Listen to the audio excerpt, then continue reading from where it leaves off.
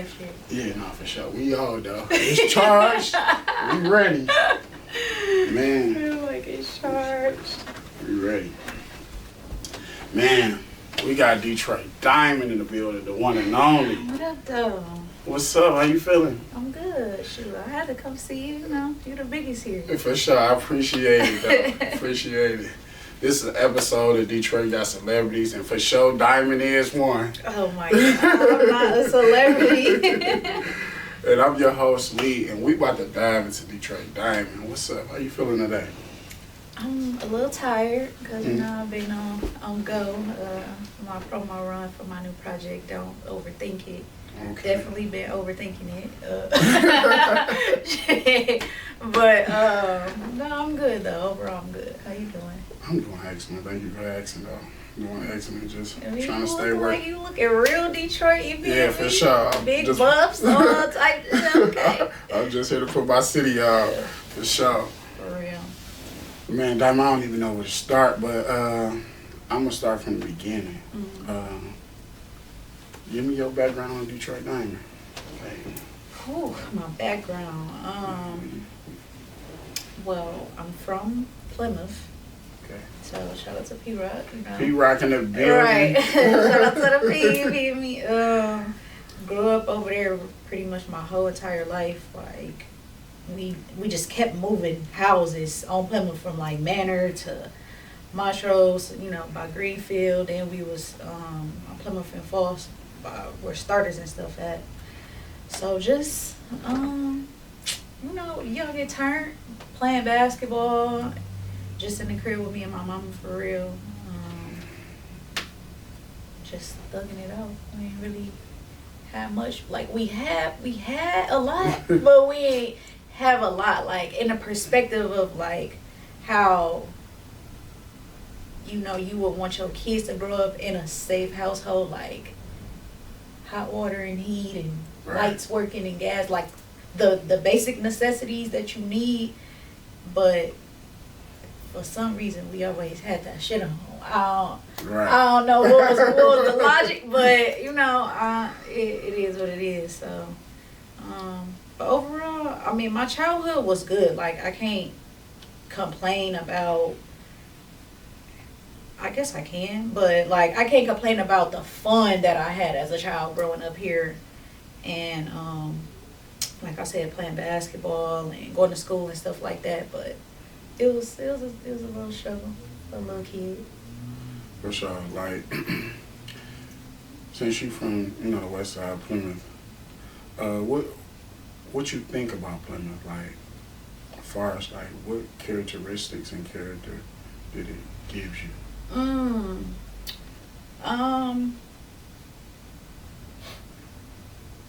feel like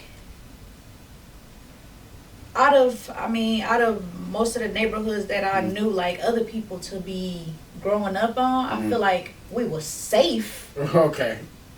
Cause I mean, it wasn't really much going on. Like I said, I feel like all of the dudes that was in the hood, that was either, you know, the drug dealers or just the homies or whatever, they made sure we was good. Nobody was like trying to hurt none of the kids. Everybody outside playing, and you know, you gonna get home safe every day. Like, so that was always the best part to me. As far as a lot of other neighborhoods, yeah, I was hearing some stuff that was going on. I'd be like, damn, that was going on over there. Like, I mean, obviously I went to school at Cody, so living on Plymouth and then going to school on Joy Road, it was a little different. It was like, but it wasn't that bad though. Like, at that time, it wasn't that bad. But you know, times have changed. For sure. Did you graduate from Cody? Yeah.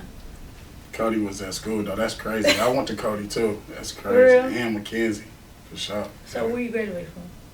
Well, I had ended up going to Job Corps to finish school though. Okay. For real. Okay. Because Mackenzie had closed down, and when all the schools was closing down, they made it limited to where we can go. So I'm like, fuck it, I'm just gonna go ahead and get me a trade and finish school there. You feel me? That's fire. For sure. But Diamond, I'm proud of you though. Thank you. Your grind, your hard work, I'm proud of you though. You know what I'm saying? Putting on for the city, having the name Detroit Diamond. You know what I'm saying? Like, what I want to know what inspired you to say I'm calling myself Detroit Diamond. I just love my city. Like, I feel like when I was deciding to become an artist, and I'm like, okay, what is my name gonna be? I always was like trying to just come up with different type of diamonds. Like, I'm gonna be like blue diamond, or I'm gonna be like canary diamond, or like something like that. But then I was like, but Detroit Diamond is gonna be able to represent me as a whole, because Diamond is my real name. So it's like that's, you gonna get that part of me, but I want everybody to know where I'm from. And I just love the city, and I really wanted the support of the city so much when I first was coming up. Like, I was like, oh my God, I want to work with all of these artists, and they gonna know where I'm from because it's in my name. So that at first that was my mindset. And then once I was able to get like on bigger platforms, and I'm like, the fact that I can be on this national platform like Netflix, and it's like in 129 countries, like almost like millions of people seen this, and then they're gonna know like, this is Detroit, like she's representing Detroit on this stage. Right. So yeah, that always meant a lot to me. But I also I will say at some point I didn't want to box myself in, because that could have happened. Like, it could have just made me a local type of thing, because it's like, oh, you just Detroit. But I was like, nah, we gonna just, make this a global brand, and everybody gonna know that I'm Detroit Diamond. For sure. It didn't box you in, though. And it's big. Sure. But I think that's creative for you to take that step and put Detroit in front of Diamond. I'm glad you did it, though. Because when you on that stage, when I seen you on, watching Netflix, Rhythm and Flow, right? And I seen Detroit Diamond popped up, you represented the city. Right. And that was lit. Like, you know what I'm saying? And made it all the way there. And I know you had like a rough air, you know what I'm saying? But I want to get into that. Sleeping in your car and stuff. Like, just give me some details on how it got there. So, in 2023, I decided to move to LA because, like, a group of my friends at the time, we all had went to college together.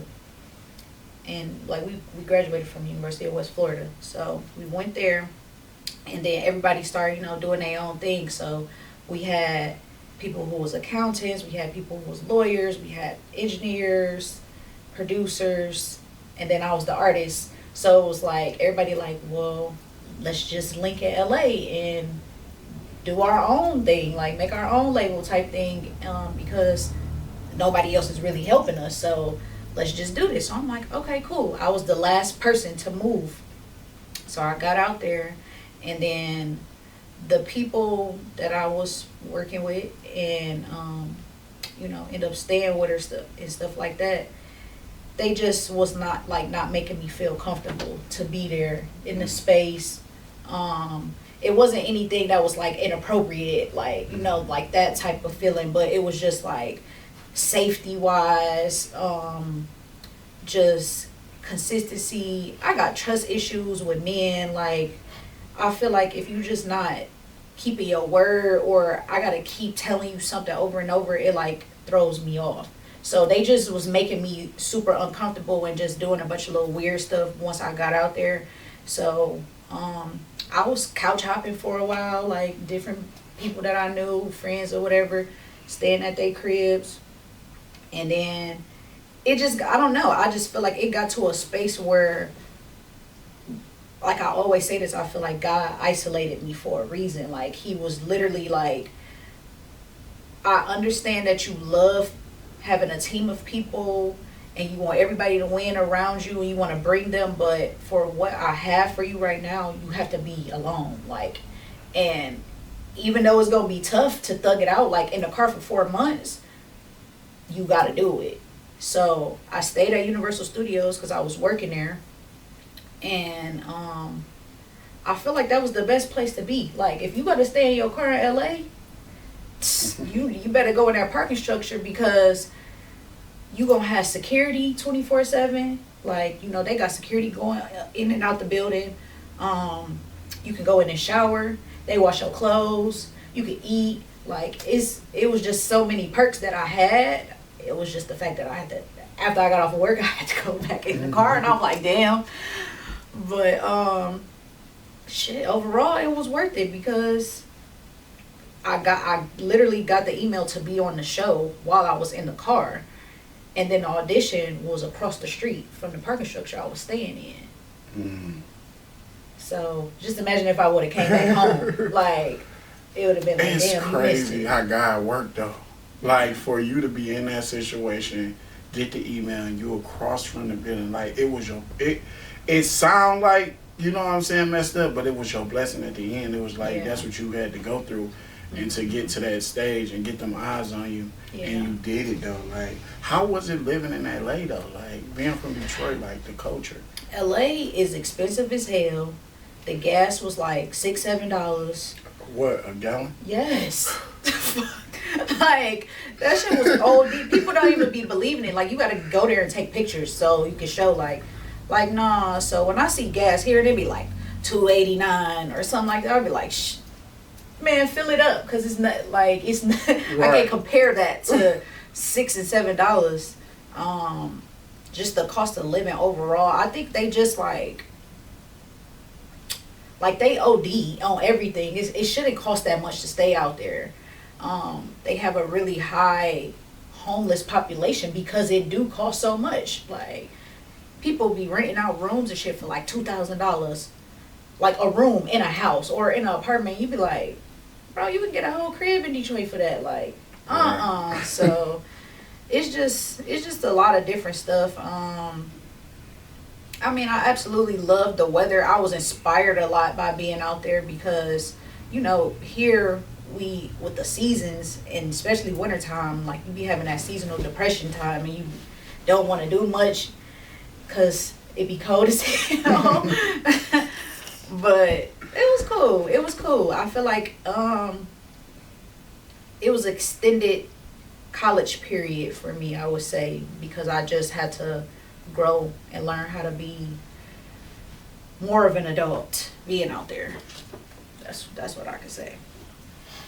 Okay, so LA, it kind of, you was inspired at the same time. It grew you as an adult, for sure. Yeah. Being on your own out there, for sure. Diamond, so let's just dive into it. How was growing up in Detroit shaped your artistry? Because you got like a different like. Well, I was about to say, you describe how you feel like. Like you just got a different type of sauce, but it's hard. You know what I'm saying? Mm-hmm. Like, you not in a box in Detroit. Like, that's why I feel like you was on what you was on, because you got really a global type. You know what I'm saying? Flow. Yeah. Thanks. I appreciate that. You know what I'm saying? Like, you really do though. You know what I'm saying? Like, I feel like you could jump on anything. Like, you know what I'm saying? And fall right in the spot. Like, you know what I'm saying? That's fire though. But how do you think it shaped you though? Like, being from the city and not really sounding like Detroit. I feel like I always am going to,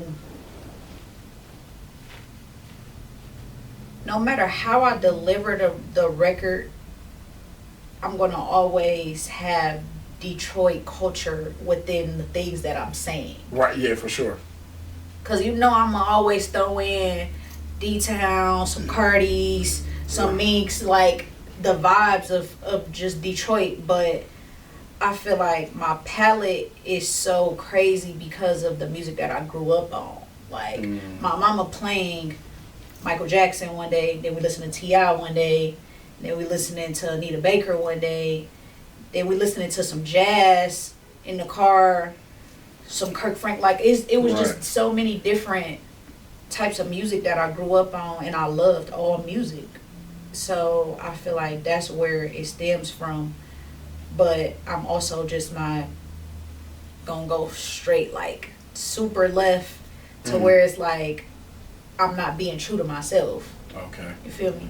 But I mean, I get on anything. Like I said, somebody send me a pop record. Somebody send me a hard, grimy Detroit beat. Like my single right now, What I Miss, that's on a Detroit sounding beat because it's by a Detroit producer. Like right. Ruel, it's by him. So I feel like I haven't really got on a beat like that in a while. So I think it's super hard. And then on the remix, I got Louis Ray on the remix. So now we about to drop that. So that's hard. How did that come about? How you lock in with Louis Ray?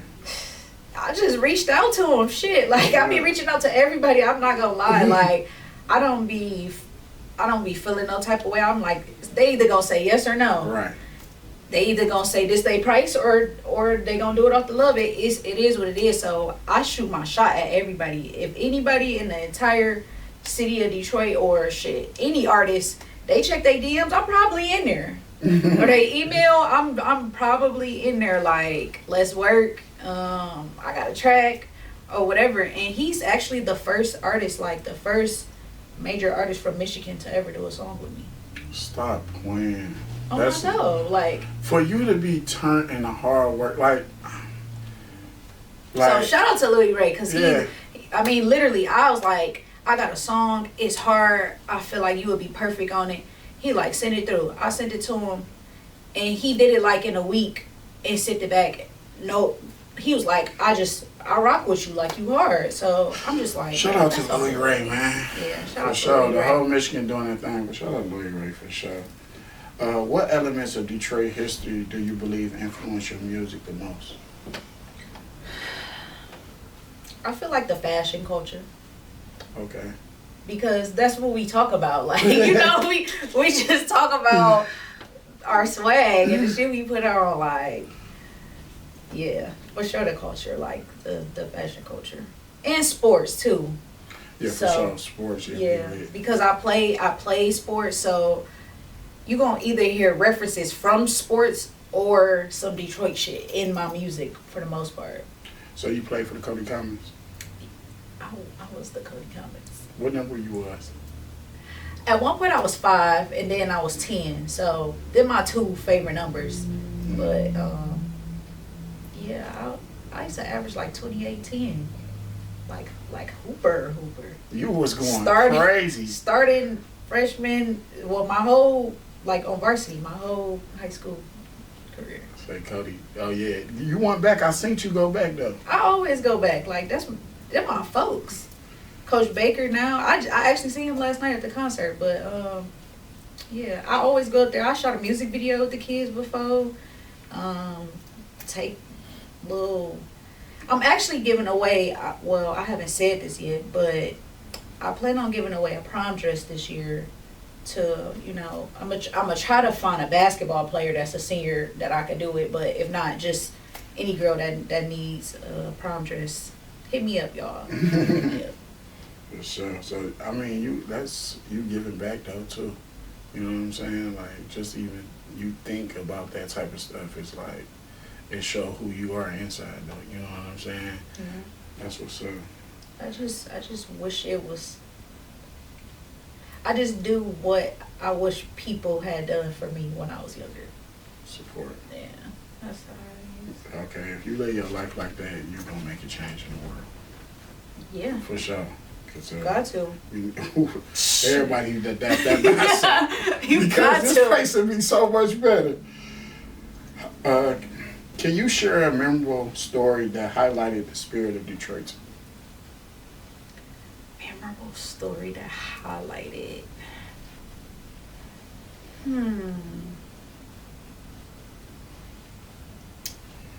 I mean, for me personally, I would have to say my audition episode on Netflix when me and Big Sean was on there. Okay, yeah.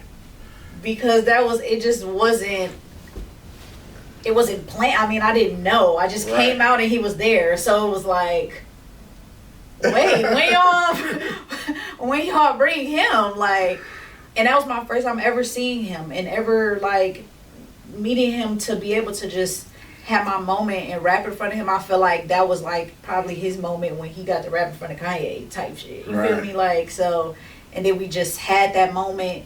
He poured into me.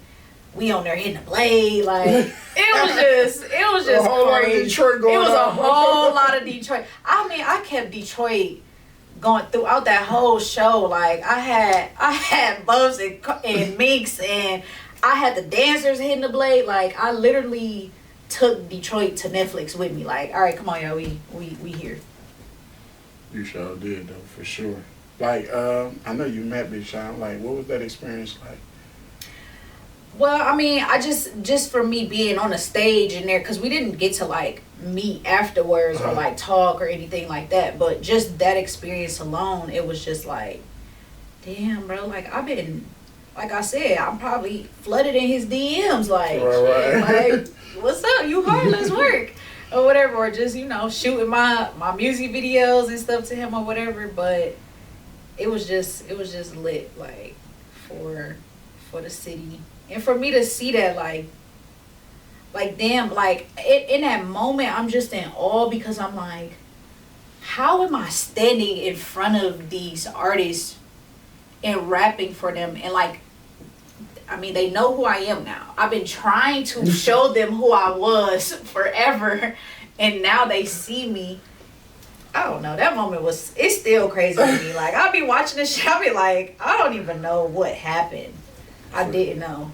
For sure, like seeing like Lotto and DJ Khaled, like everybody just looked like they was just up there floating. I'm like, dog, what? And then Eminem, like, we flew back here, and then we did the battle where Eminem battled. Like, that shit was crazy. I'm just like, yeah, this ain't real. I don't know what's going on. That's for you to experience that. That's, you already won. Yeah. You know what I'm saying? For even God to allow you to experience it, like, people probably ain't gonna never experience what you experienced. Right. And for you even to get there is just like amazing. You know what I'm saying? I'm that's lit. You know what I'm saying? How do you see the evolution of Detroit music scene over the years? It's obviously grown a lot. Like, you know, we was at one point, it was like people wasn't really taking us serious, or they was saying our beat selection was off, or we was just too street. Like, you know, the artists that was really trying to make it in and get into the mainstream industry, they wasn't allowing them in until, I feel like, T Grizzly, when he did First Day Out, I feel like that was the moment where they was like, okay, we gonna accept this and let y'all come in for real. And then they just been taking over for real for the most part. I will say that I just I wish that everybody in the city worked together, like every single body, like not just a couple of them, and then but like everybody. Like I said, I reached out to every single body. Right. And Louis Ray the only person that did a song with me so far. So but then we also just have to be consistent, because it's like we have a moment and it's like you turn, they'll be like Detroit turn, or we got some hit songs from the city, but then it's like, I don't know, people kind of get a little complacent, or I don't know, maybe they just be having real life stuff going on, but it's not a consistent 24/7 thing that you know is coming, like how Atlanta is maybe, or Memphis lately type shit. Yeah, for sure. We I think we do need, well, I ain't gonna think, I know we need to get better at staying consistent with producing hits and working together. Yeah. You know what I'm saying? For the city, for the culture. I had spoke about like that. I feel like our mainstream artists from the city need to support the upcoming artists. Yeah. I think like a community need to be built, because I really want us to keep this being lit for however long we can keep it. Right. You know what I'm saying? And we got to remind ourselves that other cities is working as well. You know what I'm saying? And I just want Detroit. Like, I really want us to come together, and it don't even matter your status. You working with people. You know what I'm saying? Like, we need to get off the high horse of this person or this person. We shouldn't wait to somebody reach this level of success to work with them. You know what I'm saying? Because we got some talent in here. You know what I'm saying? There's some hard people in here that be talking crazy. And it needs to be like, shit, I guess like how Motown was. Like, yeah. We have the tools for it to be like that, like the new generation of it. Yeah, for sure. Because the new generation, I'm ready to see, I mean, I love everybody shining, but I'm ready to see a new people pop. Like, I want to see some new people get rich in the industry. I want some new flex going on. I'm happy, you know what I'm saying? I say this over and over. I'm happy for the people that's done it, but I want some new millionaires in the city, younger artists to put on. You know what I'm saying? Like, and the people who from here that have made it, they have the ability to make more millionaires. Because all it take is literally a little cosign and a song. That's it. That's just one, especially if it's a hit. That's all it takes. So, but I mean, again, you can't tell people what to do, how to feel, how to do their situation. Because you know how everybody was saying that whole thing about Eminem, like they feel like he wasn't doing a certain thing, or Big Sean wasn't doing a certain thing for the up and coming street artists or whatever. But it's like, now that y'all have made it, are y'all doing it for the ones that's coming up now? Yeah, for sure. And that's why I created Detroit Got Talent, because I was kind of like frustrated in a way of only seeing a certain people on certain platforms that control the Detroit industry. Like, it was only a select of people that they was working with. And I'm like, damn, like, let me do something about it. Instead of just saying, like, I'm tired. You know what I'm saying? It's like this group of individuals just doing their thing, and there's other people that's trying to get in the door that's talented. So I'm like, let me just do what I'm doing. And I'm so glad that I did what I did for the city, because I show love to the whole city. Not just, it's some people with, like, ain't even doing nothing, but I want to give you exposure. I want to give you the real Detroit, not just... You really do Michigan. Like, it don't even just be, it ain't just strictly Detroit. Because I see you post all the artists, for real. For sure. But, I mean, I wish all of the media platforms had that mindset. Because, I don't know, maybe they think if they just post the popular artists, then they might get more views or more clicks or whatever type thing like that. Instead of just showing love to the people who really have talent. Like, that's the thing. Like, if somebody got talent, it don't matter if they got 200 followers or 20,000. Like, if you sweet, you sweet. No, for sure. But, I mean, it takes for somebody like you to do something like that.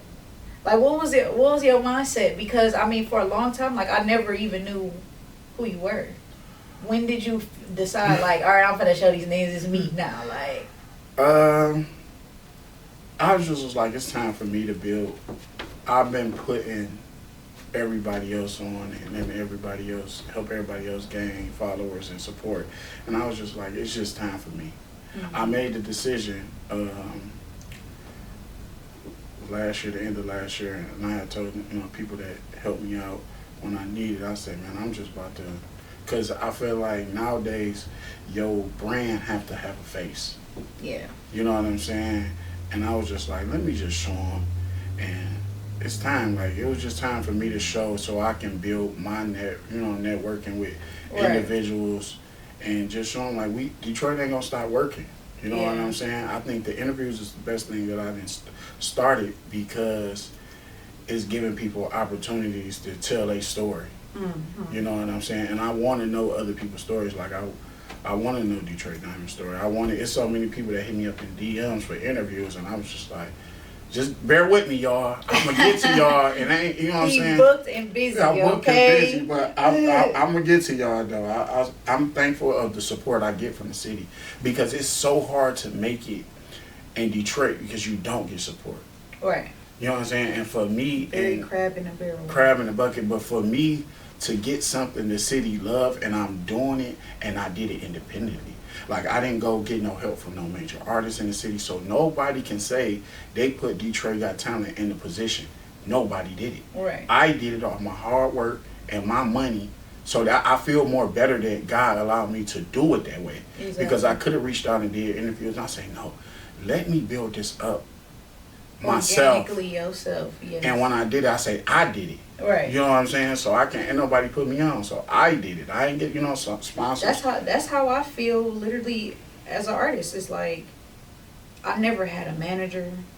Like, I've had some people, that's been a part of my team that helps and contributes to what I'm doing. But for the most part, it's been me. Like, I got myself on TV. I got myself on Netflix. I got myself these shows and these festivals and these brand deals and everything that, like, I did that. And honestly, I feel like now I'm getting to the point where I do want help. Like, I would love to have like a good distribution partnership with somebody that I can get my brand and my platform to the masses that I can't reach, like radio and major touring and stuff like that. Because I mean, it's only so much that I can do, that we can do as my team, like, alone. So I'm definitely open to conversations. I have a lot of people that offer stuff all the time, but it just be like, if it don't make sense and I can still control what I'm doing myself, and I know it's gonna be, you feel me, like, I might as well just do it alone until it makes sense. I think with time things do come along, cause like I can get people, but I really want genuine people. Like, I'm big on energy, so I want a particular type of person around me. Like, right. I'm not all about the money, or like, that's not in me. But I'm just so big on energy that I think that if you're not coming in the correct energy, I kind of don't want to deal with you. Facts. You know what I'm saying? I'm not here to just do business and try to make the next dollar and do, like, that's, to me, that's selling out. Right. You know what I'm saying? I'm doing, I got to work this person. I'm trying to get, like, man, no. You know what I'm saying? Like, if it's not genuine, then just get it away from me. I really got support because I got God at the end of the day. Right. So, I mean, he going to make a way, and I want him to put the people in place that need to be around me. Exactly. You know what I'm saying? And then that's where we got to have wisdom to understand who coming genuine, who coming just to destroy. Yeah. You know what I'm saying? Intentions and stuff like that. And energy is major for me, for sure. Like, and I can feel it immediately. It's like, when somebody be draining you, a leech, like they can't provide nothing. It's just like, especially when you a giver. Like, when you're a giver and a hard worker, you can sniff that shit out, like, immediately. You know when somebody be on bullshit, and it don't work out. Yeah, for sure. But it's gonna work out for us all the way around the board. It worked out for other people, and God done made it work. It's just in due time. He's just setting it up. He's just building the bricks on top of bricks for us. So we have a strong foundation when it do pop off. Right. You know what I'm saying? Are there any Detroit artists, past or present, who have particularly inspired you? Blade, off the rip, like, Shout out to Blade. Shout out to Blade, man. Blade is like, I'm surprised his name wasn't Detroit Blade. Like, it's like he all of our blueprint. And the fact that I was so young, like, listening and watching this stuff, like, on what used to be on Turbulence.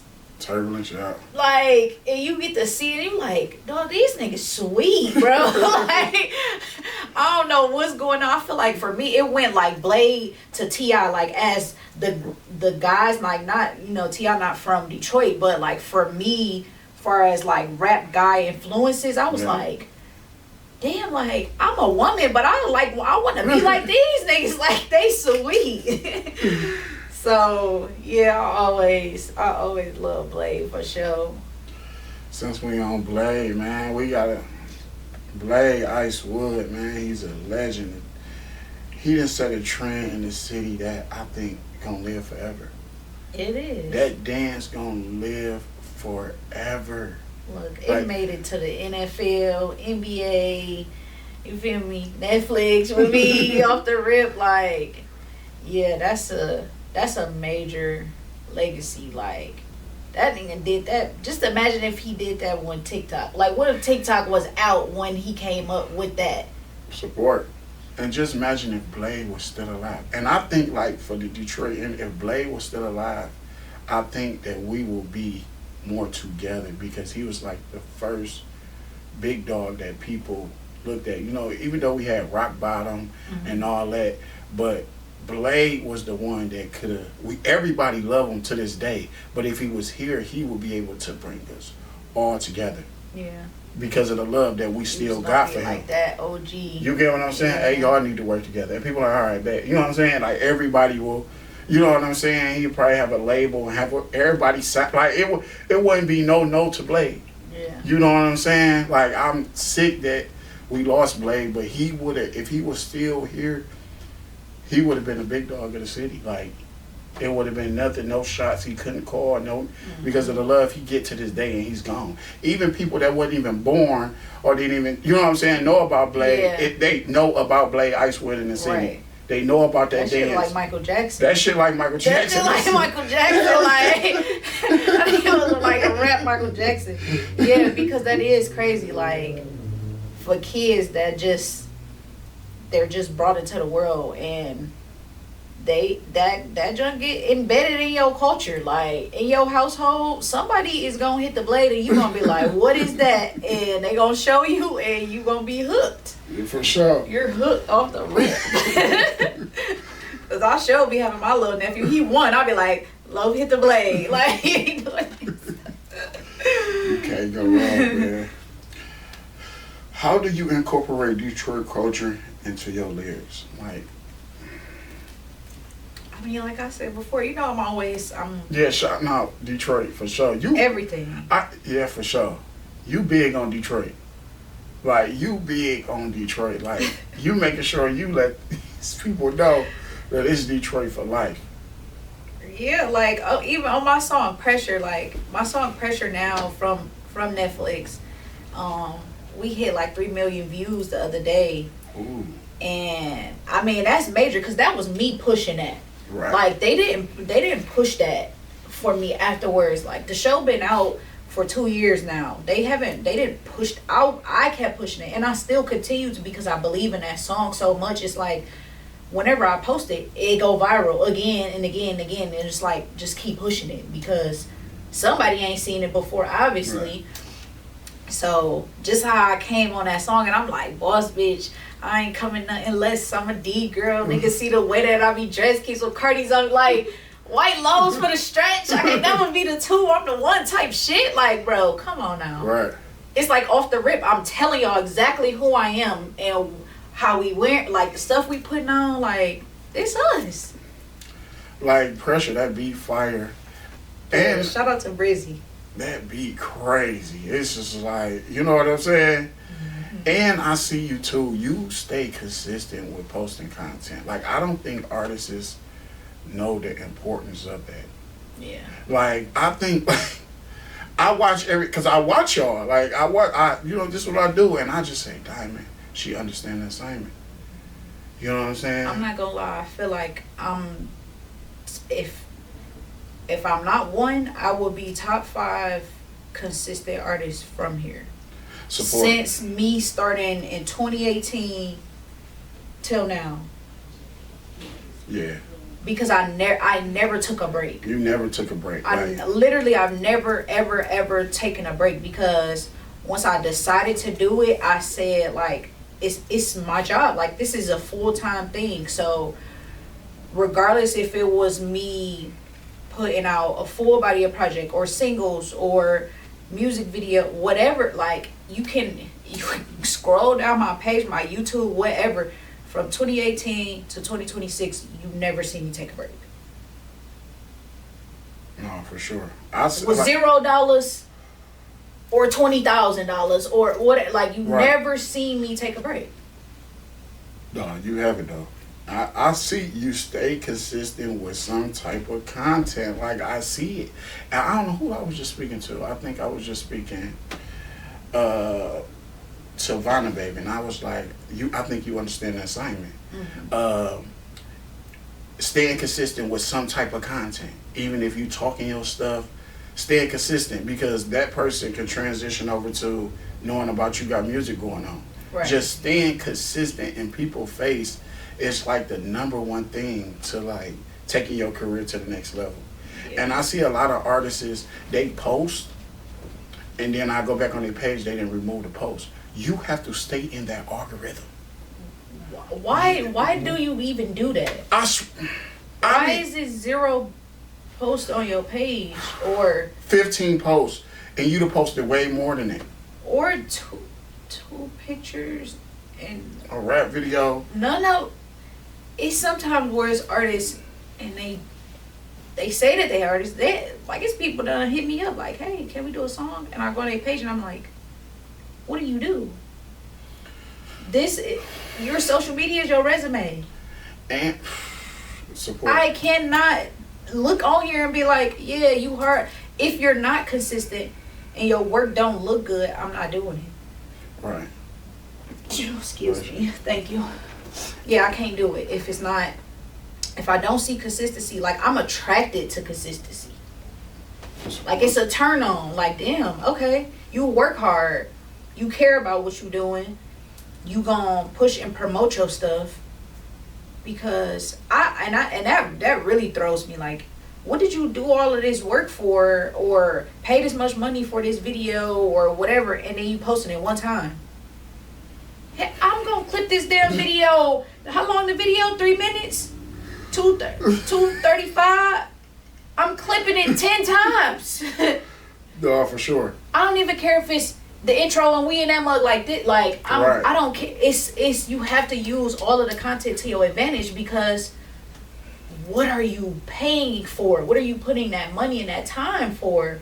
If you don't believe in yourself, how you think somebody else gonna believe in you? Support. And by staying with content and staying consistent, anytime an old piece of content can go viral in the algorithm. What they don't understand, when you take it down, you take yourself out the algorithm. You could have posted 6 weeks ago and it finally gets some traction. You're like, what the hell? You never know. That hashtag might just be going viral for the moment. Do you know, I had a way when the Lions was playing, every time they won, I would post a clip of me performing Detroit Diamond in this bed, but I had on the Lions jersey. Mm-hmm. Every time they won, the video hit 100,000 views every single time. Like, every time I post it. And then there's people on there that never seen it, or they comment, they sharing this, like, I posted this shit probably like 10 times already this season, but I do the same thing with the Pistons. Whenever they win, I post the clip from me performing at the Pistons game. It's people that hit me up like, damn, you just performed at the Pistons game yesterday. Like, baby, that was like last year. But if you just not seeing it, that's great. Right. That's great. That's great for me. So, and just like I said, even with that clip from Netflix, I'm going to post them clips for the rest of my life, because it's a part of my journey and my legacy in doing this. So, yeah, every year that it comes around to them dates, you go see it again. Every time I want to reach out to one of them artists that was on there, you go see it again. Like, I don't understand. For sure. Y'all, that's the game. Recycle your content, because it's a bunch of people who've never seen it before. And it might go viral this time if it didn't go last time. Yeah. What's your favorite spot in Detroit that fuels your creativity? Favorite spot. I ain't gonna lie, the crib. The crib. I love to just enjoy my rent. Like I'll be creative as hell in there in every part of the house, like from the living room to the bathroom and the shower, making songs. Like I'll be up at 3-4 in the morning. I come up with something while I'm asleep. I had dreams about songs, and it wake me up out of my sleep, and I had to start typing it, like, so I don't forget. But yeah, the crib in the studio is vibes. For sure. We make the studio fun. We got a whole little setup, where we got little basketball hoops and stuff you can come shoot in. The kitchen, eat, vibe out, and then we record last. Like me and my producer Khaled, we literally make sure that we come in, we talk first, we talk about our plans, what we gonna do, eat, and then we record. Like we don't just come in and just do music. It's like you gotta have your energy gotta be good and set for the day before we even do anything. For sure. How did participating in Rhythm and Flow impact your career trajectory? I would say obviously it broadened my audience, because before I went on that show, I ain't gonna lie, when I moved to LA, I was going crazy to the point where the first 3 months that I was out there, I had went to the Grammys, the Billboard Awards.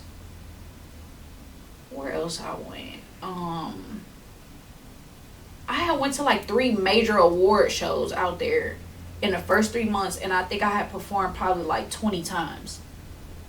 Because I was so hungry. I was outside, and it was to the point that I had actually like burnt myself out. Like I had got sick because I was just doing so much. I was at every event, but doing that, and then we had kind of did our own little independent tour. I don't even want to say little. We did our own tour where my homeboy B Moss, he got this platform called the Moss Fest.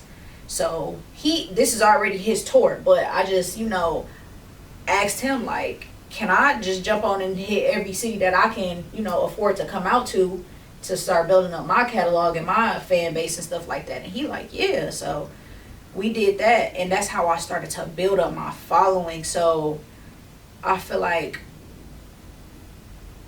in LA, I reached my first like 10K.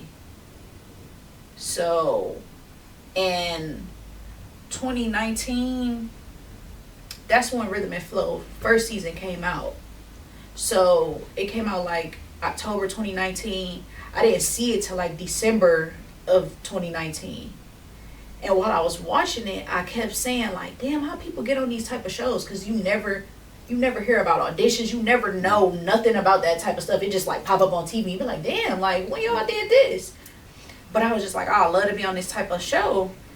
And when I tell you, like within the next week or so, a casting director emailed me like, hey, like this Brian, I'm looking for Detroit Diamond, who want to see if she want to audition to be on Rhythm and Flow season 2. I said, hell no.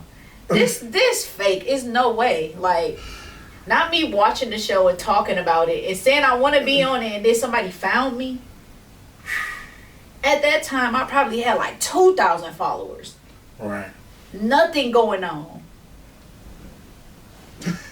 But I'm like, what? So I'm like, this gotta be fake. So I just started doing a bunch of research, trying to see if this man was real. And he like, send me your number. I'm gonna FaceTime you. I'm gonna call you. We gonna set up all the. So once he starts saying that type of stuff, I'm like, oh shit, they gotta be real, because they'll never be like, I'm gonna call you or whatever like that. And he had hit me up. He was like, yeah, we love you. We want to have you audition, da da da. And then they were supposed to be coming to Detroit for a live audition, and then COVID happened. So I was supposed to have been, we were supposed to have been filmed that show back in 2020. And because COVID happened, we never got to do it. So I just stayed in touch with everybody. I was always just like randomly texting them, emailing like, hey y'all, is it coming back? I'm still rapping. Like, I'm better than when y'all first see me now. Like, you know, I honestly think that if I would have did it back then, I would have made it to the end. I wasn't prepared. So I needed that time to grow and build as an artist and go through everything that I went through to be like, yeah, now I'm gonna make it to the finale. I knew for a fact that I was gonna make it to the finale of that show. Like, I literally told my mom before I left, I said, I'm going to, if I don't win, I'm going to make it to every single episode into the finale because I'm going to be more hungrier than them. Like, I'm just coming out of living in a car. Right.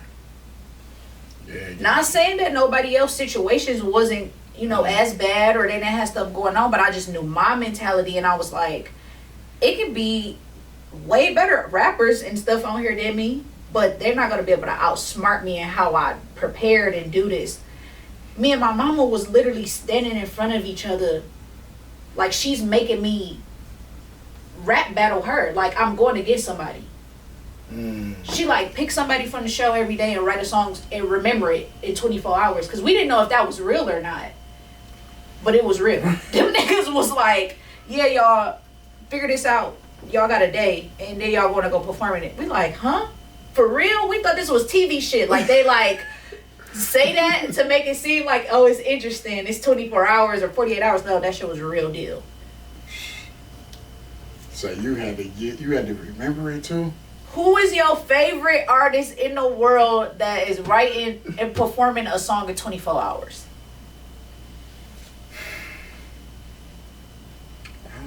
Nobody does that. Like, right. Why would you do that? Like, you're not even gonna do that. So to be put in that type of pressure, literally the situation they was putting us in, it was pressure every time. So I was like, yeah, my next song's gonna be called Pressure. And they say diamond, pressure makes diamonds. It just makes sense. Right, so yeah. Everything was just aligning with what I had going on. I'm like, all right, bet. That's lit. Can you describe a performer closer to my dreams on Sway? Ooh, I feel like that's top 5 like moments of my life, because I used to watch Sway so much growing up and just thinking you had to be like one of the biggest people in the world to get on that platform. Like, I'm like, they don't, that's a platform that they don't just invite anybody. So when I was able to go do that, I was just like, bro, oh no, you see, I literally cried after rapping. Like, I was so emotional because I'm like, how did I just do this? The day I got invited, it was on my brother's heaven day too. So it was like, nigga, you up there fooling, bro. Like, you showing your big one like this. From the whole Netflix journey, my brother carried me through that. That audition day with Big Sean, that was on his daughter's birthday. The show released on my brother's birthday, November 20th. Wow. That's just... And then he had me on Sway on his heaven day, and I'm like, bro, I'm like, I got you. Like, I understand what you're doing because this is for you. Like, we rapping because of you, so you like, yeah, you gonna know that this shit because of me, because it ain't no way. And Sway and the whole entire like team up there, they just embraced me and it was pouring into me, and they supportive still to me. Like, of this day, I can hit them up for any type of advice. They show love. Like, I love them. I love that moment. Shout out to Sway. I was rehearsing for that for like a year, because soon as we came back from filming Rhythm and Flow, I wrote that. because and literally at the top of the notes I said Sway freestyle. Didn't know how the hell I was gonna ever get on Sway, but it's literally titled that, and I showed it to him because I'm like, bro, like I said this is what I was gonna do. I didn't care how it was gonna happen. I'm like, I want to go on Sway. I want to go on the Breakfast Club. It's certain platforms that I was just like, I want to go on because they have to see me on this. Like I said, I wanted to go on Rhythm and Flow. Like I said it, I did it. And I need some millions too. You know, you need some millions too. So we gonna put that on the air too. Run it. Run the millions. Run it. How has losing your brother influenced your music and your outlook on life? It's everything. It's literally how I even create anything. It's my drive. Obviously I wouldn't even be me. I wouldn't be Detroit Diamond if my brother didn't pass away. Like I wasn't trying to be a rapper. I always knew how to rap and write good, but it wasn't my dream. So now I just have to take, you know, what he left, his legacy, seeing his kids, and just being like, even on my toughest days where I'd be like, bro, I'm finna quit this shit. It ain't working. Like, it just be like, damn, okay, and then you gonna quit it and they gonna be looking at you like, so what happened, auntie? Like, what you said we was doing? Like, this, you feel me? It's this the legacy that we're doing this for. So it's everything to me. Long live DBZ, man. Long live. Like, I was just talking to Juicy Montana, and she had I watched that interview when y'all was talking about losing a sibling. Yeah, for sure. I was just talking to her. Was she bring it up? I didn't even know that. You know what I'm saying? But I don't like losing a loved one is like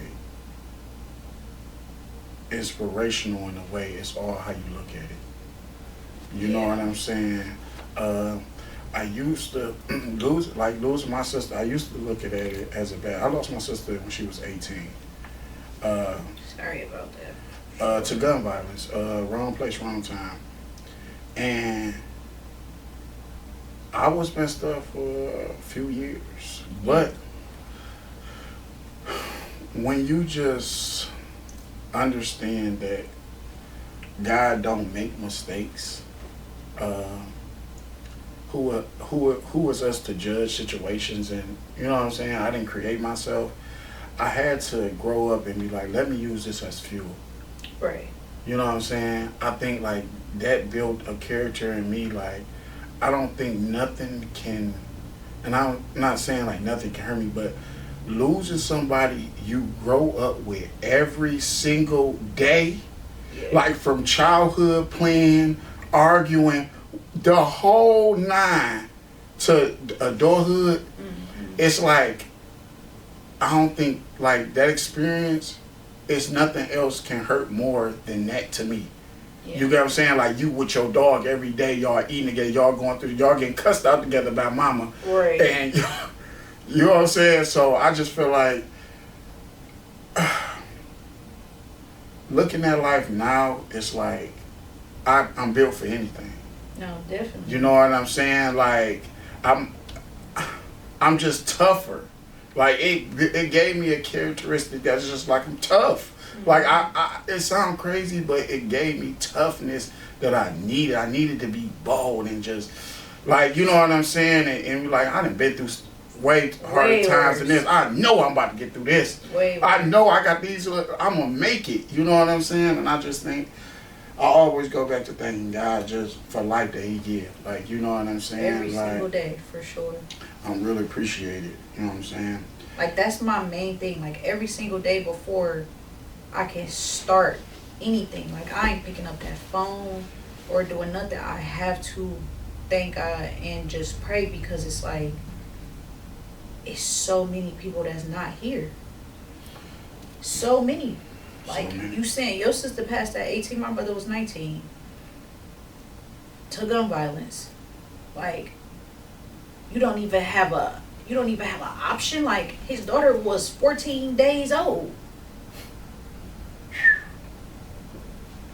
Like, it's just like, it don't be making sense, but it's like,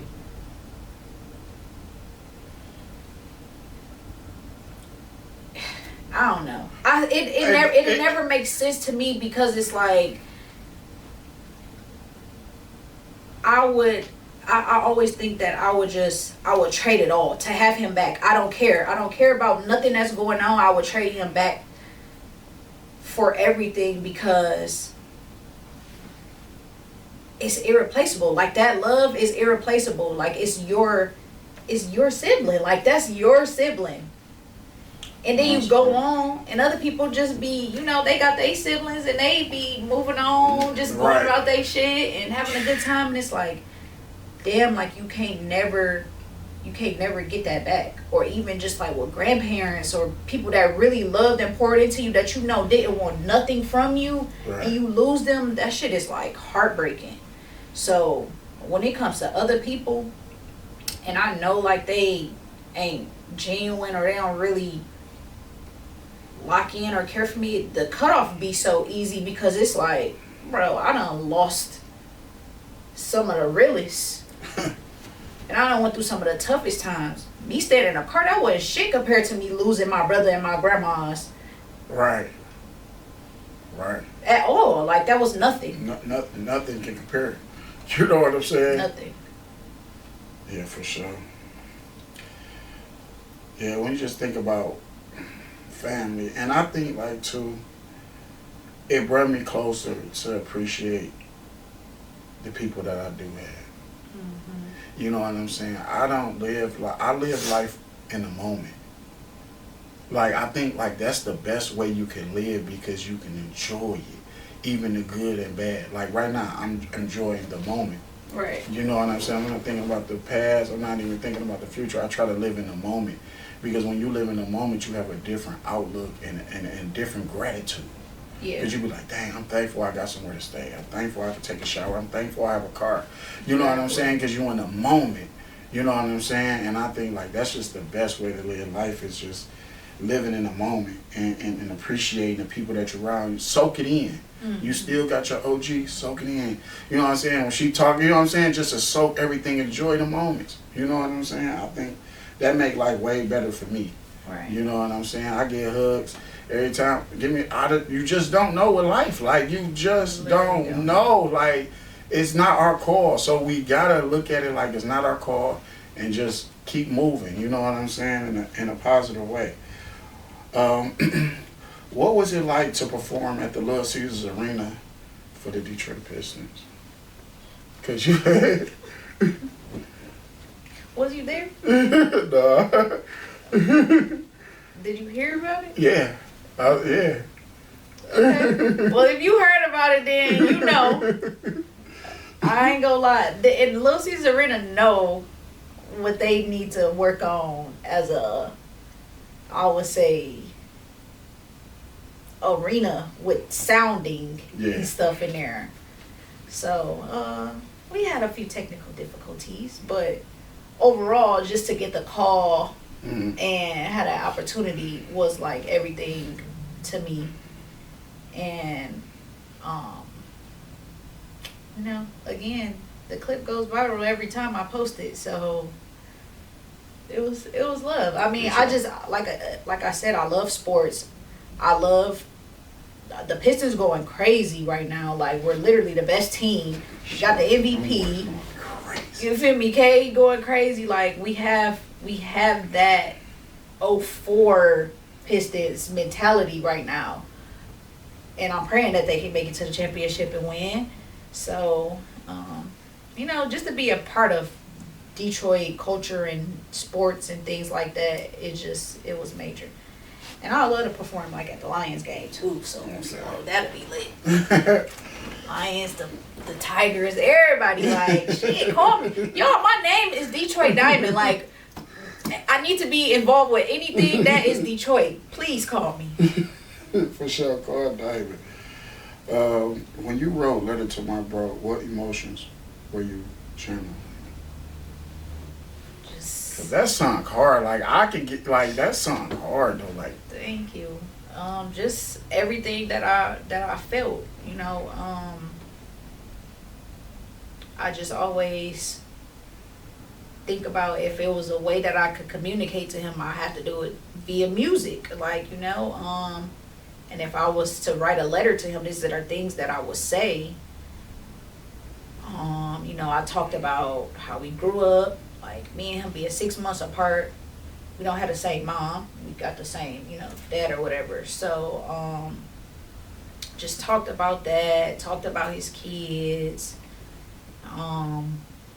Just wishing that he was here to see, like, the impact he making. Like, I got my boy. Like, he was on Netflix. I was able to do a tribute on there to him on that platform. And it was like, I always dreamed of doing that. Like, to watch it back, I was just like, I've had this vision in my head multiple times. If I was to be on a stage, I'm like, me having like his pictures and stuff just like behind me, and everybody could see and know exactly who I'm talking about. And then I did it as well at my my headlining concert, and then I had opened up for D Smoke, and I was able to do a tribute to him there as well. And I had everybody having their lights up and, you know, just showing love while I performed the song. And that just made me super emotional. Like, I was crying on the stage and everything. But yeah, that song mean a lot to me. how did it feel to freestyle in front of such established artists like Remy Ma and DJ Khaled?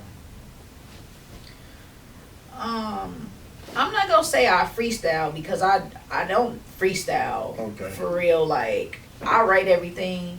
You know, I just feel like now in this climate, we're calling things more freestyles when we're over, right. you know, an instrumental Yeah. that is a popular instrumental.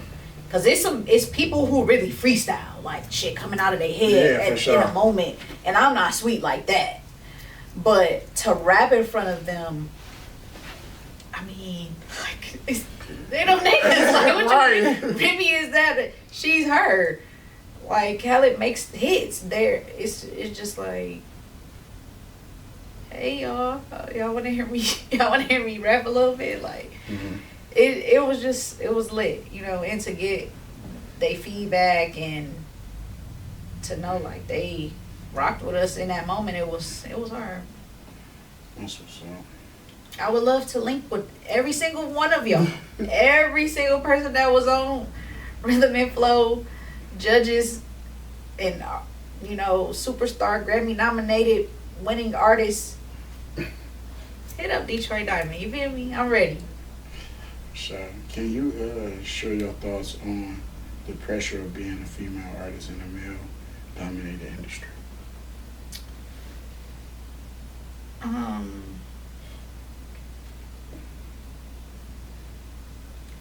Now I feel like the industry is not male dominated far as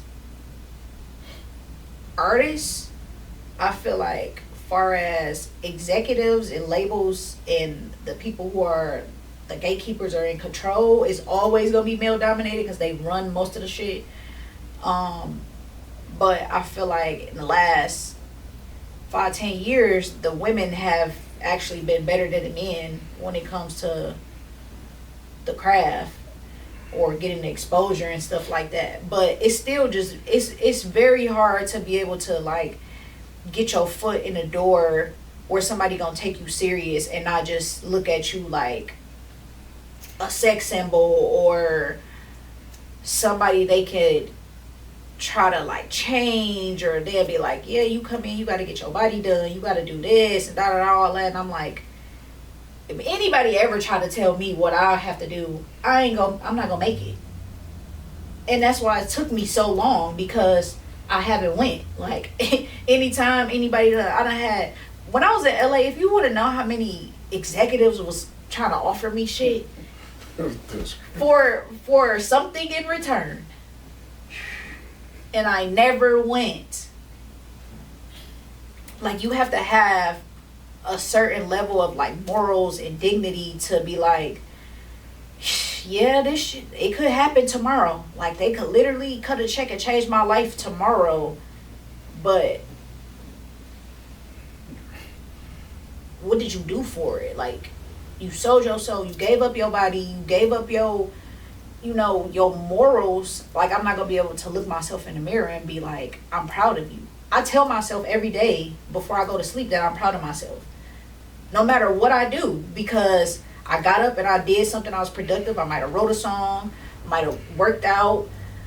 Like, I did something that I know is going to benefit me in the long run. So, like, yeah, tell yourself you're proud of yourself. Because it's a lot of people who ain't did shit today. We up active shooting early in the day. It's people still asleep. You mean? Still sleeps. So, yeah, man. I don't know. Gotta be different. Pressure was a powerful track. What do you think held it back from going viral? I don't know. I'm trying to figure that out. I'm literally trying. How is it not how am I not touring the world right now with that song? That's what I'm trying to figure out. And I literally don't know. If I had the answer, I would be able to figure. I would be, like I said, I would be touring the world. The shit would have millions of streams and everything. Like, for it to reach a cap, I mean, I'm not saying this is the cap, but right now, Pressure is about to have like 300,000 streams. Right? Which is still great. I mean, for an independent artist, that's still great because I done had 3 streams before. So 300,000, major, cool. Granted, Netflix does own the song because every song that we did on there, like, we got a percentage in it. They own the song, so that's them. They're like kind of being on a record label type shit. So if they would have pushed it as much as me, being my label or my network, possibly we could have been in fucking Europe off the song touring. Sure. Pressure it's hard though. You know what I'm saying? Like, that song viral all day. Like, you know what I'm saying? Like who don't feel that way about, like, I'm just everything. You use it in every aspect. Like, it's people, I done seen people in the gym with it. People got their babies with it. Like, the bossy girls, they listening to it. It's just like everybody feels a way with that song. That's what I'm saying. If I was able to get 3 million plus on that visual alone with me pushing it, just imagine if I had the backing of somebody else. For sure. That's still, yeah, for sure.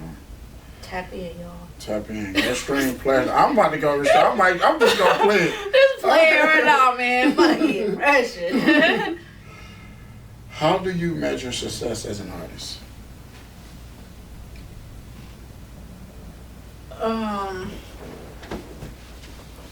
Personally, I would have to go on a yearly scale, like if I'm doing better than what I was last year.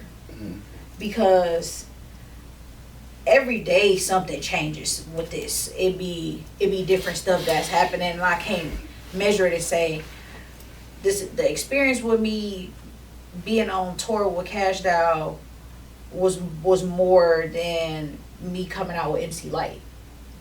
Like, they're major things, but it's like they both happen within the same time frame. So now I have to see what I do the following year that tops that.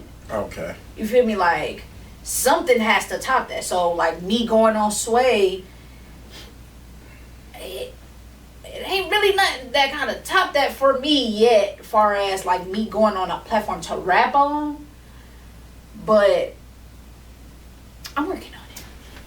You know, as long as you better as a person every day, and then you remain consistent, like I said, just being consistent, then that's how. Because I can't shit as an independent artist, I can't measure it based on money. You can't do it like that because you spend more than you make. every time. If you really care about what you're doing, you're gonna be in the hole more every time. Like, I performed somewhere and I made X amount of dollars. That money went to rent, car notes, family stuff, and then I had to pour it back into the music to do the next thing. Like, that shit don't last. So it's like, you can't be like, streams and money don't really do it for me. It's like just my progress yearly for the most part. What do you want your listeners to take away from your music? Just real, like, it's real. It's not facade. It's not trendy. It's just real life. I talk about, for the most part, just my experiences in life, what I'm going through in that moment. If you listen to my new project, don't overthink it. I got songs on there where I'm talking about relationships, I'm talking about having fun, dancing. Like, my song Hit Your Dance, I feel like that song put me in a pocket to feel like I was back listening to Soulja Boy type songs. You feel me? Like, when you was young and you was having fun, I heard that. Like, I was flying back from LA and I wrote that song on a plane. I was just like, damn, I ain't never really made a song that I was like having super fun on, and it's like, it's not forced. I didn't make that song so I can just have a viral TikTok moment or a dance. It was like, it organically came out of me, and I did it. So yeah, you just gonna get the real me. Like, man, y'all just tap in with your girl. Follow me on all platforms, Detroit Diamond on everything, and even with the project, I'm selling the project directly to consumer because of me not getting paid from streams like that. Like, you don't got no machine, that shit not hitting nobody for real. So we doing it through Even. People can pay what they want. I had somebody pay $100 for the. It's $7.99.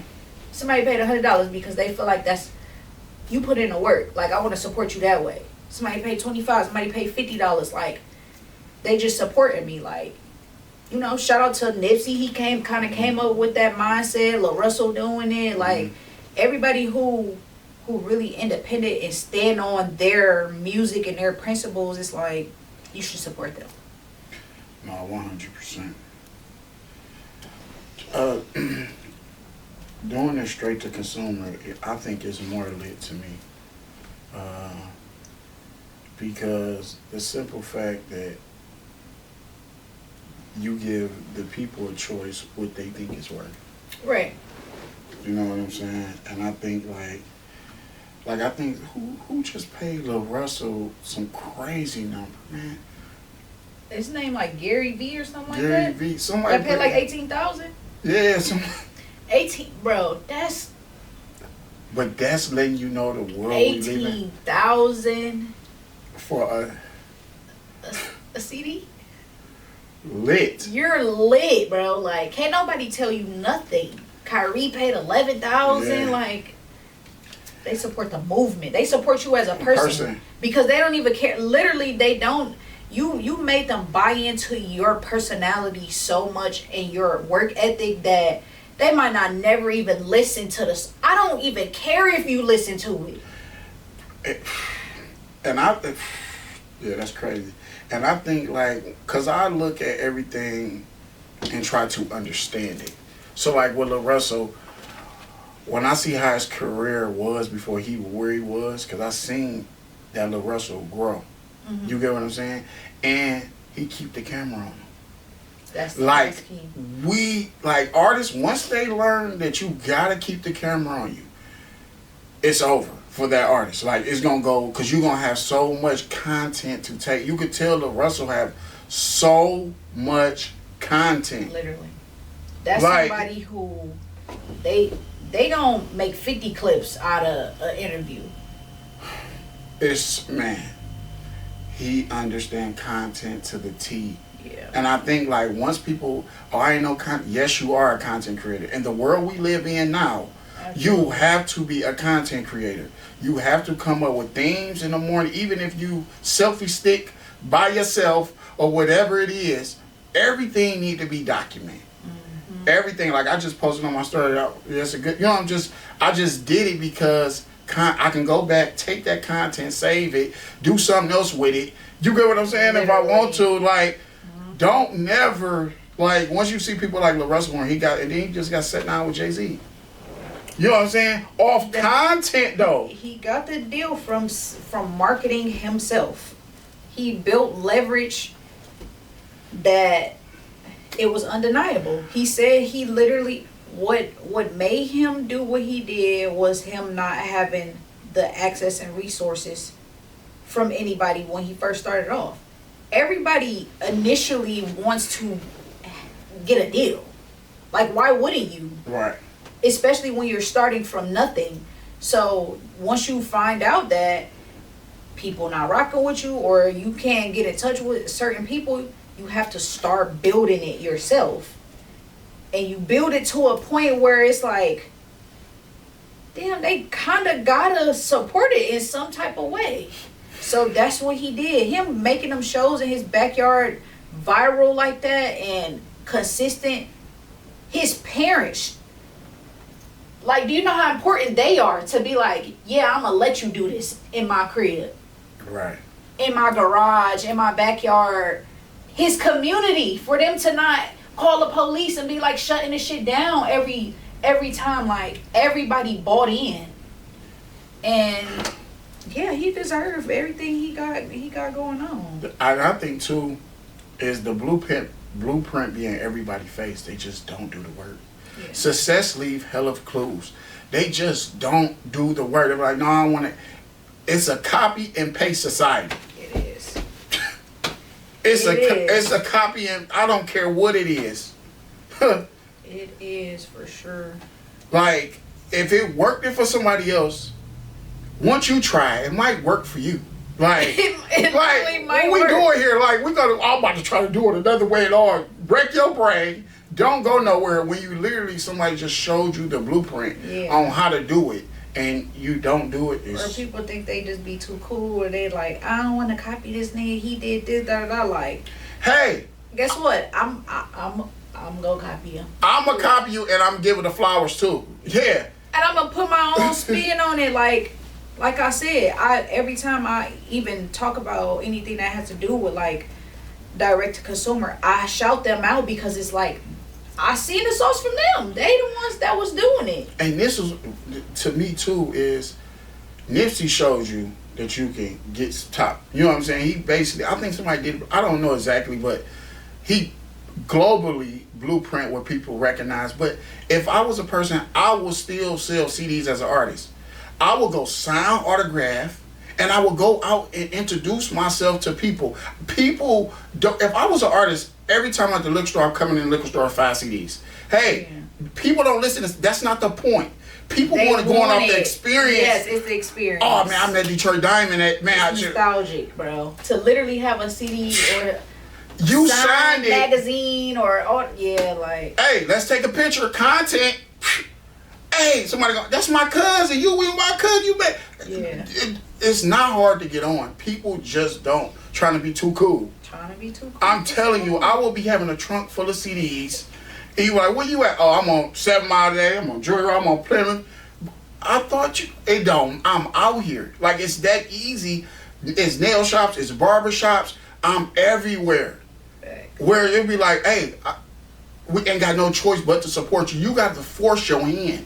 Mm-hmm. People want you to see your work. Yeah. That's all they want to see for support. If they see, oh, you hit it. They see your work and they want to feel included. They want to feel included. Yeah. Think about the experience if Detroit Diamond walk in the barber shop and say, look, I got these CDs. You know, everybody, oh, you was on, you know what I'm saying? Like, it's just gone, oh, I'm selling niggas, here go 50, here go 100. You know what I'm saying? They didn't pay for their whole little pack. You know what I'm saying? Like, I think that what I think is too is I seen what Master P did, what Birdman did. Mm-hmm. Ain't nothing changed. Ain't nothing new under the sun. Go do that. Ain't nobody streaming. No, go get you some CDs. Yeah, for sure. You know what I'm saying? Like, you never too bigger than the program. Some stuff that people can just cherish. That's what it is. Like, you can have that as memorabilia. Like, Oh yeah, I remember this moment. The leg work. I think people don't understand what guerrilla marketing is. I just don't think. Like for me, once I really like get it together like I want to, I'm gonna be out here, probably downtown in the middle of the street, summertime, big box of flyers. Detroit got to. They're gonna be like, what the? Yeah. I'm gonna be in the middle of probably the street of Hart Plaza, passing out flyers. Oh, it's the Arts Beats and Eats. Oh, why you not down? Y'all don't understand. There's so much opportunities that come that people override. All these festivals, Shane Park, it's no way I don't see your flyer on the ground when I walk through. I don't care if they threw it on the ground, but I should see your flyer on the ground. Right. Facts. Like, it's not hard. And I feel like once you put that type of energy, God be like, here you go. That's all I was looking. Yeah. Here you go. I literally just wanted to see you. I just want to see you do the work. I see you, so I ain't got no choice but to bless what you doing. Get blessed when you do the work. I'm trying to tell you, when you standing still, when you not doing shit, and it's so crazy because that's when people be praying the most. Like, can you help me, God? Like, it's like, I got you, but you gotta get active. Soon as you start getting active, shit be happening back to back to back. You be like, damn, like, I ain't even got this much time to do all of this now. Like, no, bro, do the work. I promise you gonna get blessed. It's gonna work out. But just tell me, like, in the city of Detroit, when I go down there, I don't see no Detroit artists passing nothing out at Shane Park. The massive crowd that come out of there, all the cars that you could put flyers on. Right. I just see people talking about a party. Get the hell out! I'm bad now. Right. Like, come on, like, do better. Like, it's so much opportunities, and I think you do have to have a type of out the box thinking. Mm-hmm. I think people too busy in the box and like, I don't want to do it. I don't listen. Don't overthink it. Don't overthink it. Don't overthink it. Just do it. Just do. It's so many opportunities, and that's what I think. Like, God made the world abundance. It's so many opportunities out here. Right. And we overlook them because we don't take advantage of them. I take advantage of opportunities. You know what I'm saying? Who you tell? Every time. Thank you. Because the opportunities don't come easy at all. So you have to take advantage of it. Like, you slow if you don't. You slow as hell. You don't want to take advantage of that. Shit. They gonna invite me in the room. Trust, that's all I need. You invite me in the room, I'm gonna do the work. Don't do nothing else. Thank you. And then what's so crazy, I swear, because if I wouldn't just, I'm still gonna do it. But there's no way we are right across the street from Canada, and you not over there networking, putting your art. Like, we have opportunity in Detroit. Say, slide up to Canada. Why you not in Canada shooting content, taking, like, you supposed to be over there. You supposed to be passing out flyers. So we got it so made in Detroit. I don't think, like, people understand the opportunities we have here. You know what's so crazy? Somebody invited me to Canada the other day. I mean, I've performed in Canada before, not this Canada that's next to us. I performed on the west coast side of Canada, which is crazy because it's like, from here, it's like a 6-hour flight.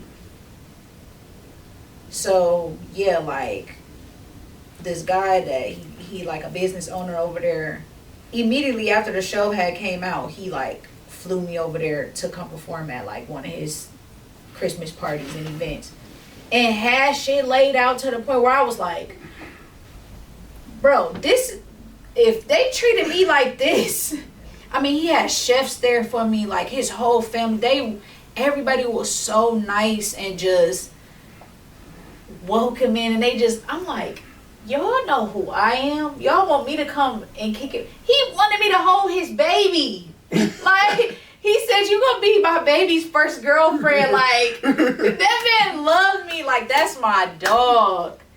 And I was just thinking, like, damn, bro, I'm performing in Canada. But just imagine, like, crazy, the love that you would get being from Detroit and going over there. People would be more interested in you. They would look at you as taking an opportunity. Like, no, this is somebody from Detroit. They got, like, that's how I look at it. You know what I'm saying? You trying to be my manager? Man, Diamond, you know. trying to go on a little tour, like a little promo run. For sure. Well, we got to run this money up. We got to run it up, okay? For it's sure. It's just so easy, though. You know what I'm saying? Yeah. And I just think, like, with the internet, you can draw so much attention to situations and stuff. Mm-hmm. You know what I'm saying? Like, I was doing the lives. I haven't did it in a couple of weeks, but I was doing the lives going live. And I just seen how much attention that was. And people enjoying the live. We over here laughing like a mug on DTG. And people coming over here performing, rapping. But it was just a good time. But just attention itself, if it's a good time, funny or whatever it is, mm-hmm. it's a good vibe. And people want good times. Yeah. You know what I'm saying? Facts. For sure. Facts. How do you prepare for live performances, especially in front of large crowds? Rehearse a lot. Mm-hmm. Like, I take rehearsal serious, especially when it's like you said, like a big show where I know I got dancers and choreography and stuff like that. I do separate rehearsals with the dancers. Then I do a rehearsal with just me and my DJ to make sure we on the same page. I also, the way that I train working out is I still play basketball, like, you know, here and there to like keep my cardio up. But while I'm working out at home, I rap while I'm actually exercising so that it helps with my breath control. Mm. Because I don't like to rap on tracks for the most part. Like, I like having performance tracks where I can just rap it fully through, and if I need words here and there type thing. But like, try doing some jumping jacks and rapping a song like fully through. Yeah, you gonna be good, cause I be dead ass tired, but it's like I know that I can hold my stamina for a performance. Like, when I had my concert last year, I performed 31 songs, and that show was like, I want to say like an hour and a half. So to be able to keep that up, like, yeah, you got to be in shape. Like, you got to really take your craft serious or you're going to be looking crazy. So, yeah, I'll be locking in. For sure. If you could collaborate with any artist, who would it be and why? T.I. T.I. just dropped some shit, though. T.I., man. You seen it? T.I. is my guy. Like, T.I. been hard, though. When I tell you, my hat was cocked to the side when I was in elementary school. Oh, man. Listening to this man. Like, yes, he's been it. I just did like a little remix to his song, Let Him Know. And he's going to see it. Like, yeah. He's going to see it. It's going to go up. We're going to collab. If I would sign to any artist, it would be T.I. For sure.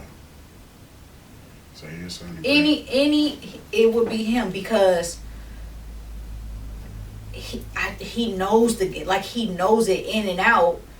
He's ready to take on that role of being the executive, more so the artist. Like, I study him. I watch every interview, everything that he talks about. He's like saying this is supposedly his final album or whatever, but you know, his kids is doing music and he invested into them and stuff like that. And it's just like, yeah, if I could do anything with T.I., like, I would, my life would be made. Shout out to T.I., man. T.I. 24, man. T.I. got bangers, and the new generation don't really know about that old T.I. But that's why he needs to do a versus. They need to have him do a versus with somebody so that catalog can get ran through. And then I feel like now, because his song is going up right now, it's making people go back to the old him and figure out what was going on, because everybody keeps saying, oh, the old T.I. back, the old T.I. back. So everybody like, who's the old T.I.?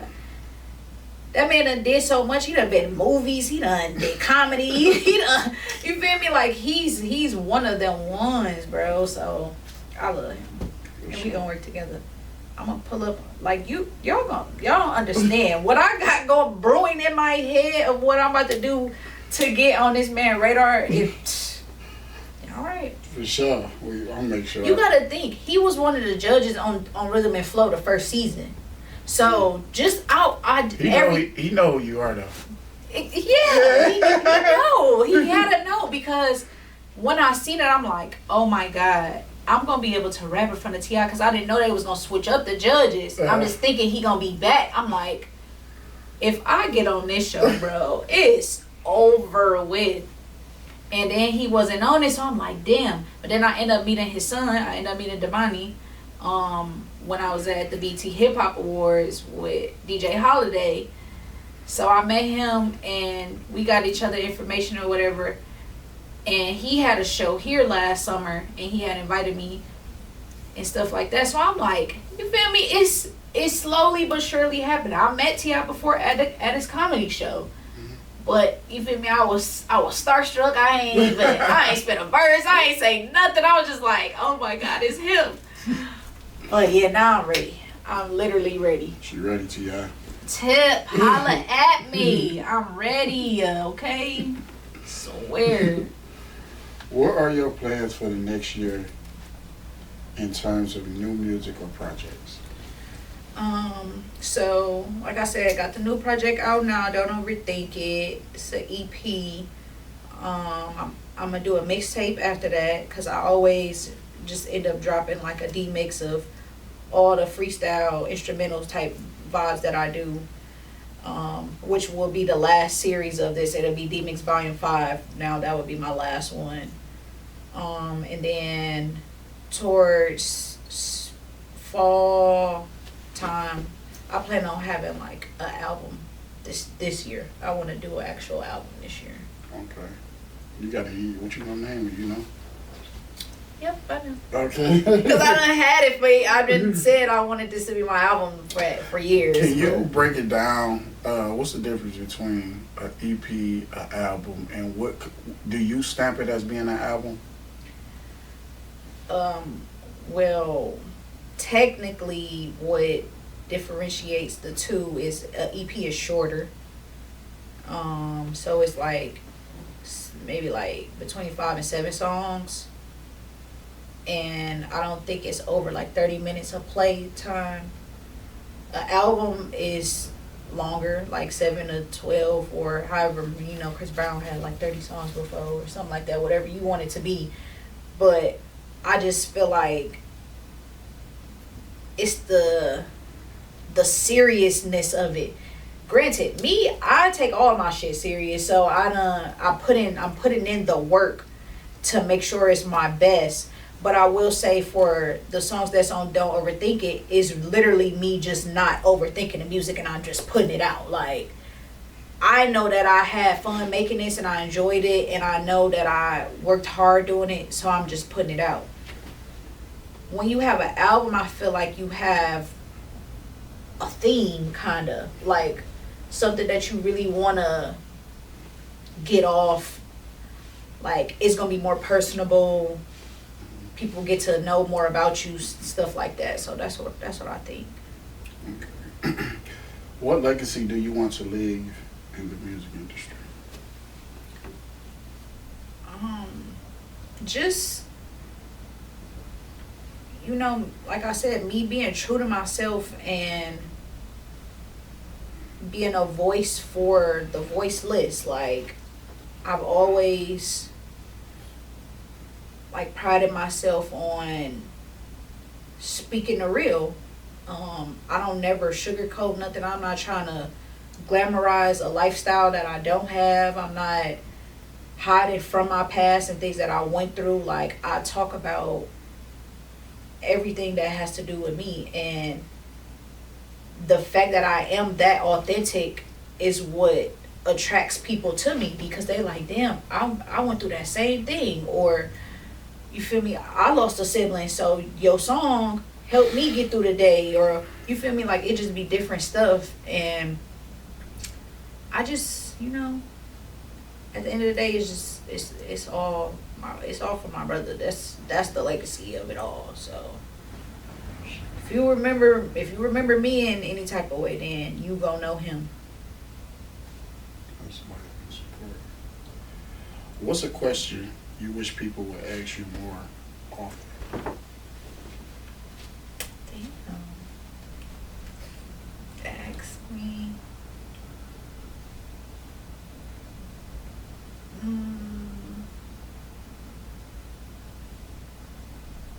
I guess how I'm doing.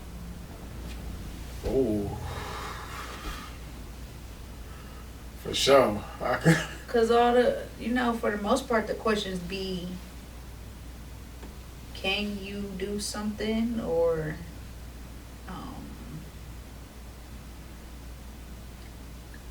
just literally just a check-in. Like, the check-in conversations to me mean more than anything in the world, cause it'd be like, damn, like you thought about me, and then you don't want nothing.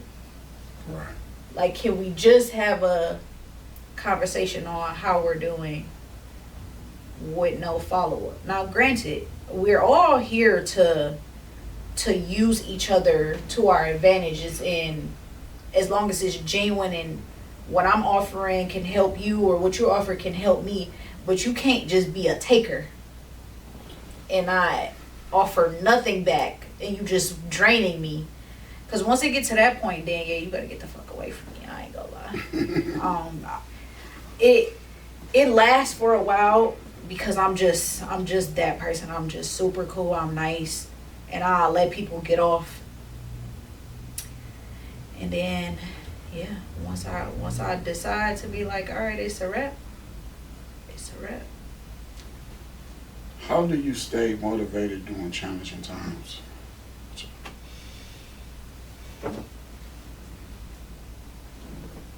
The kids, like all my nieces and nephews, they all the motivation for real.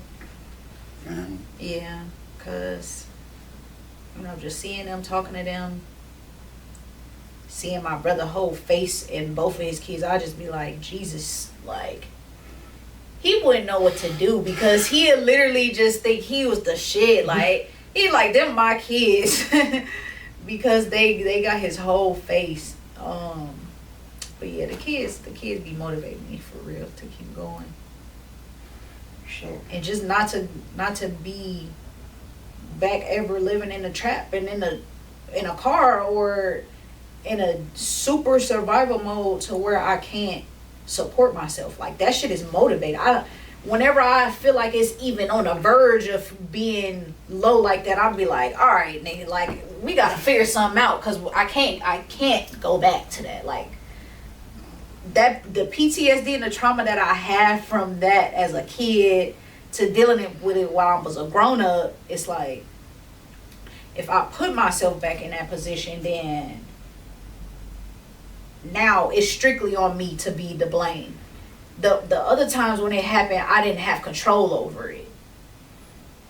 This when it's happening from me being a kid, I'm born into it. What can I do? I can't do nothing. So yeah, I ain't never going back. Is there any particular moment in your career that you consider a turning point? Shit, all of it. All of it. I started rapping in the car. Like, doing the car freestyles. That's what I was doing first. Then I started doing the radio ciphers. We went from that to doing showcases and performing at every when I say every venue and club and location there was in Detroit, I was there. That 10,000 hours got put in that first year because I was outside every day doing something. So, I mean, like I said, to go from all of those different stages to making it on Netflix, like, it was just like, it just changes it. It gets better with time. As you reflect on your journey, what advice would you give to a young artist trying to find their voice? My biggest thing is, like I said, just staying true to yourself. Like, don't let nobody change you. Don't let nobody tell you you need to do it this way. You need to look this way. Not saying that constructive criticism that somebody could be giving you about your image, don't, you feel me, like, don't be like, oh no, I'm not doing that, because sometimes that helps. Like, you need to make sure your sauce is right. Don't be looking like a bum trying to rap, or you feel me, like, but just be you. Like, don't follow what's the trendy thing, because that stuff be dying away. Just do you. Literally, just do you. Chase your dreams. Chase your dreams. Well, Detroit Diamond, I thank you for so much, like, for taking your time, your energy, coming to bless the platform. Yeah, thank you. Appreciate you again. I remember when you first posted me, so I was like, damn, because I just seeing any platform that had Detroit on it, I used to just be like, this the biggest shit ever. So I was like, damn, somebody seen me, like somebody acknowledged me and posted me. I honestly feel like you probably was one of the first platforms to ever post me when it came to like music, and you was like, she talented, like she doing music and acting and da. It was like you was pretty much showing like my versatility as a person, you feel me, like as an artist, as a person and whole. And I'm like, damn, these other niggas weak. Damn, yeah, you feel me? But I was lit, like I was hyped. So I appreciate you for sure, always showing love. I appreciate it. Yeah, thank you. We got Detroit got talent. It's like the #1 platform in the city, man. And you giving me my flowers and me supporting you. I'm just glad I can help you. Thanks. You know what I'm saying? Like I'm glad that it always go back to God to be able to help my city, help the people in it. And I just want you to keep doing what you're doing, Diamond. Thanks. You too. Like this, all the advice you give me, take it yourself.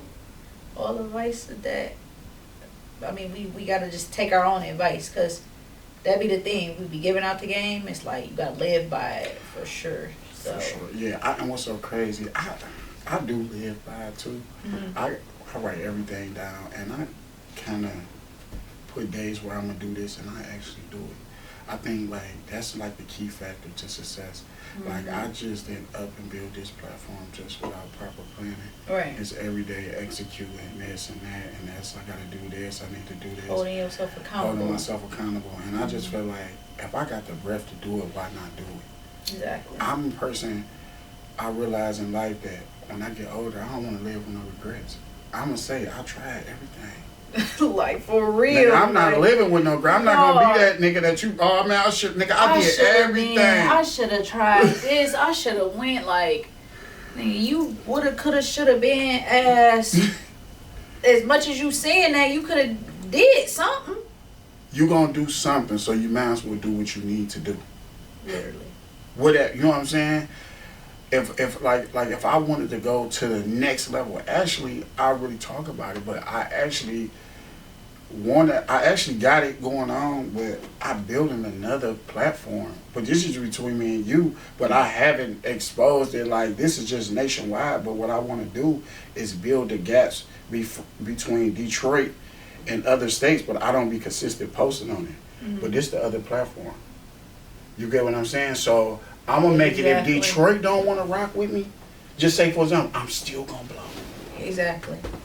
Y'all not gonna, like, they don't even know. Like, I'm gonna go global. I'm gonna have to. You see what I'm saying? It's like literally how Detroit versus everybody got a deal with Gucci. Yeah. Like, he took it from Detroit, then put every city on there. You feel me? Chicago versus everybody, Cali versus everybody. Like, we gonna do this. Everything. And then, yeah, bro. Well, for sure. Don't stay in the box. I'm not staying. And build everywhere. Build everything you can do, though. Like, whatever you can do, y'all do it. Like. Facts. And The only thing you gotta do when things that you want to do is just water it. That's it. Y'all don't put no water on it. That's why y'all don't get nowhere. You gotta put water on it every day.